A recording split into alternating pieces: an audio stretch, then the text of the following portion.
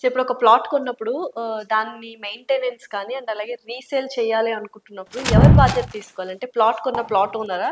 లేకపోతే అమ్మిన సంస్థలా? మీరా? సో ఎప్పుడైనా గానీ ఇక్కడ మనం టర్మ్స్ అండ్ కండిషన్ చెక్ చేసుకోవాలి. ఎప్పుడైనా సరే నేను ఇన్వెస్టర్ మీ దగ్గర ఒక దగ్గర ప్రాపర్టీ కొంటున్నప్పుడు బేసిక్ గా మనం ఏం చూడాలంటే ప్రాపర్టీ కొన్నాం రిజిస్ట్రేషన్ అయిన తర్వాత కొందరు ఏంటంటే ఫెన్సింగ్ వేసి ఇస్తారు. ఓన్లీ ప్లాట్ వరకు వేసి ఇచ్చే వాళ్ళు కూడా కొందరు ఉంటారు. ఓవరాల్ గా అయితే కంపౌండ్ వాళ్ళు బౌండరీస్ ఉంటాయి, వేరే విషయం. సో మన దగ్గరే ఉన్నప్పుడు మనం ఏం చేయాలంటే కొన్ని కడిల్ లాంటిది ఉంటాయి కదా, అవి పాతుకొని ఉండడమా, ప్రీ కాస్ట్ వాల్ కట్టుకోవడమా, లేదా దాంట్లో ఏదైనా రెడీమేడ్ చిన్న హౌసెస్ లాంటిది పెట్టుకోవడమా, అది అప్ టు కస్టమర్ చాయిస్. అది కొందరు ఏంటంటే డెవలపర్స్ కూడా అలాంటివి ప్రొవైడ్ చేస్తారు.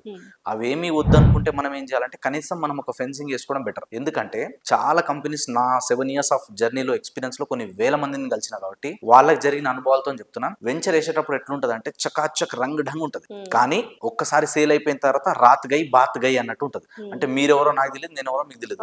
మీరు ప్లాట్ కొన్నారు, నేను అమ్మినా, నా పైసలు నాకు వచ్చినాయి, మీ ప్లాట్ మీకు వచ్చింది, రిజిస్ట్రేషన్ చేసినాం, వెళ్ళిపోతారు. ఇంకా అది కరెక్టేనా అంటారా?